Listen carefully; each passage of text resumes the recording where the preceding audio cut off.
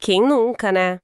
Aquela rodinha de conversa, todo mundo super animado discutindo um livro e a gente ali com o copo na mão, só balançando a cabeça.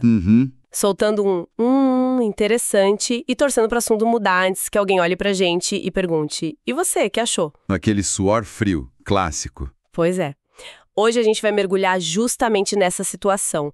A arte, a psicologia e, claro, a comédia por trás de falar sobre os livros que a gente, na verdade, não leu. Um tema universal. E para essa nossa conversa, a gente tem um material incrível.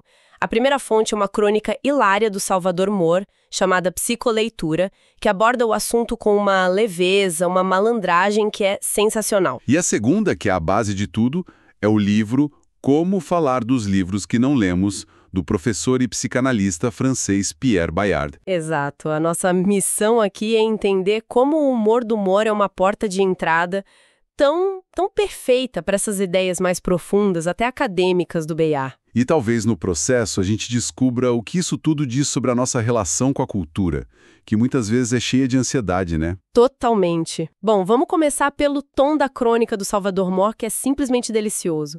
Ele já abre contando a história de um amigo de adolescência que tinha um hobby, assim, bem peculiar. Peculiar é um bom jeito de colocar. O sujeito ia na biblioteca e pedia livros com títulos e autores que ele inventava na hora. Coisa do tipo As Angústias do Rabanete, de um autor polonês que nunca existiu. Só pelo prazer de ver a confusão na cara do bibliotecário. É uma abertura genial, porque já coloca o tema no lugar certo. A literatura como um espaço de jogo, de invenção. De performance, né? Exatamente. Não é sobre o conteúdo, mas sobre a interação social que os livros causam. E o Moore conta que ele perguntou para uma inteligência artificial que nome dá para essa prática. E a resposta foi ótima. Bibliofantasmia. Eu amei esse termo. É muito bom. A arte de evocar livros e autores que não existem. Ele brinca que é uma espécie de espiritismo literário. Em vez de invocar os mortos, você invoca os não escritos. É perfeito. Mas o fascinante é que o Moore não para aí. Ele pega essa ideia e cria o próprio conceito, que dá nome à crônica, a psicoleitura. E a definição dele é a essência do humor do texto. Com certeza. Ele descreve como uma leitura mediúnica, intuitiva, a capacidade de captar a alma de um livro sem nunca ter aberto, como se o conteúdo chegasse por osmose cultural. Ou, como ele mesmo admite, por pura e refinada malandragem. E é aí que a crônica fica genial. Ele conta que, depois de pensar nisso tudo, um amigo indica o livro do Pierre Bayard, que teoriza academicamente sobre o assunto. E a reação dele é o clímax cômico do texto. Sim, ele diz, tá aí, mais um livro que não vou ler. Exato. E a conclusão que amarra tudo é que ler o livro de Bayard seria uma traição aos princípios do autor. O que, no fundo, é uma piada brilhante. É mais que uma piada, é a própria tese do Bayard em ação. O Moore, ao se recusar a ler o livro sobre não ler, está sendo o leitor mais fiel possível à proposta do autor. Peraí, então. A crônica toda é um grande exemplo prático do livro que ele diz que não vai ler. Precisamente. Ele está nos mostrando, não apenas contando. Ele nos convida a entrar nesse jogo intelectual antes mesmo de explicar as regras. É um paradoxo delicioso. Cara, isso é muito mais profundo do que eu tinha percebido de primeira. Ele nos desarma com humor para depois a gente conseguir mergulhar na teoria, né? Exatamente. Uma teoria que, como o Moore aponta, o Bayard leva muito a sério. Certo. Então vamos fazer essa transição?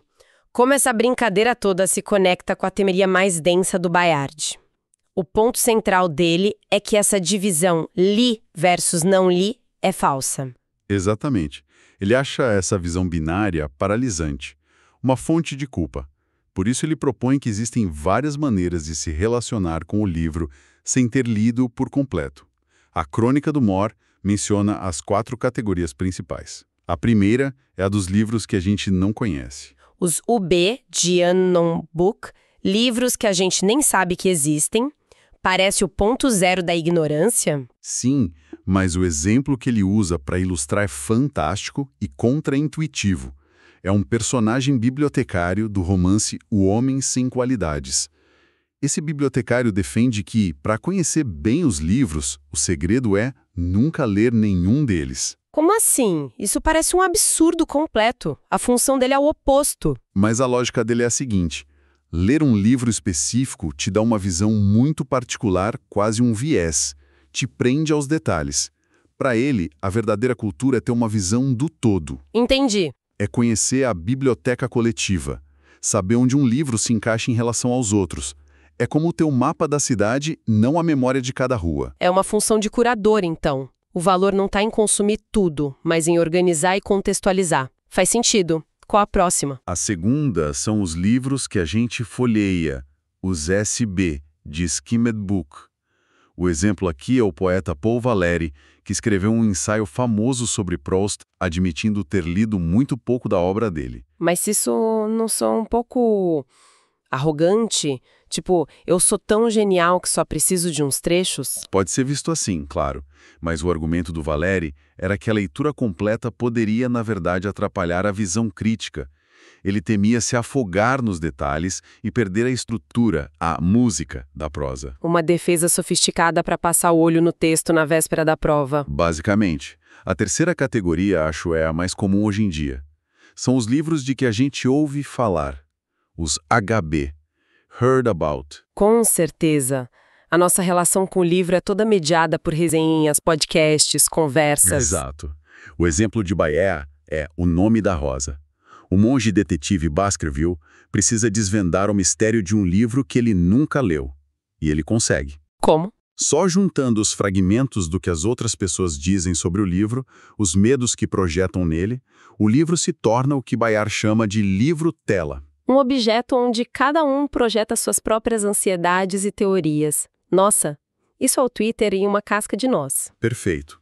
E a última categoria é a que mais me assusta, pessoalmente. A minha também. Os livros que a gente esquece. Os FB, de Forgotten Book. Essa dissolve completamente a fronteira entre ler e não ler. E o patrono dessa categoria é Montaigne. Que confessava ter uma memória péssima. Péssima. Ele esquecia completamente os livros que lia, a ponto de pegar um volume anos depois, achar que era novo e encontrar as próprias anotações nas margens. Isso é ao mesmo tempo reconfortante e apavorador.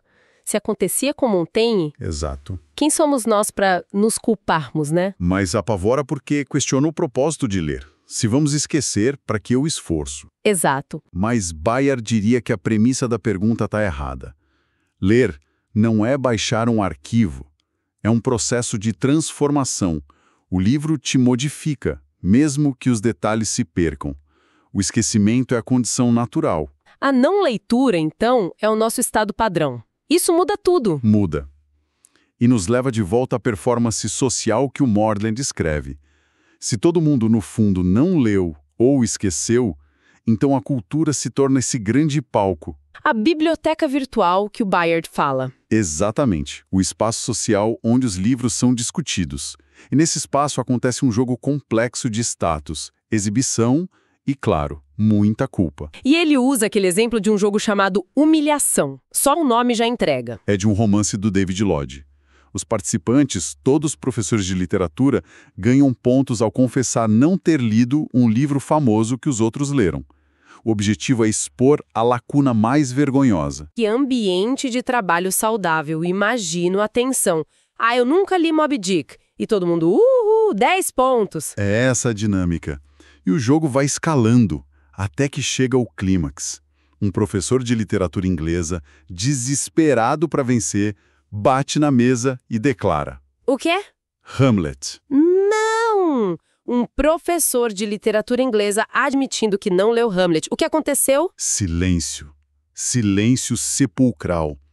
E aí está a análise genial de Bayard. O professor, na ânsia de vencer, quebrou a regra implícita do jogo. Ele foi sincero demais. Ele transformou o que era um jogo de performance, onde um pouco de blefe é esperado, num momento de verdade brutal. Precisamente. E a verdade era insuportável para o grupo. Ao confessar Hamlet, ele expôs que a base daquela identidade cultural era frágil, que o imperador estava nu. Ele foi socialmente exilado. Que loucura! Então, no fim das contas, tanto a crônica leve do humor quanto a teoria densa do Bayard estão dizendo a mesma coisa. Relaxem. É uma permissão para não sentir culpa. É exatamente esse o ponto. O objetivo final de Bayard é terapêutico, nos ajudar a superar a vergonha. A Crônica do Humor resume isso perfeitamente. Baiardes está nos libertando da obrigação de ser uma enciclopédia ambulante. Sinceramente, ouvir isso tira um peso das costas, porque a pressão é muito real. Mas Bayard vai além. Ele diz que falar de um livro que não lemos pode ser um ato de invenção, de criatividade. Ele usa o exemplo de um conto japonês onde um artista inventa uma cena de um livro que não leu para testar um interlocutor. O que nos leva de volta aos livros fantasma. Sim, Ah, então o círculo se fecha perfeitamente com a Crônica do Humor. A bibliofantasmia do começo não era só uma brincadeira de adolescente. de jeito nenhum. É a essência do que todos nós fazemos.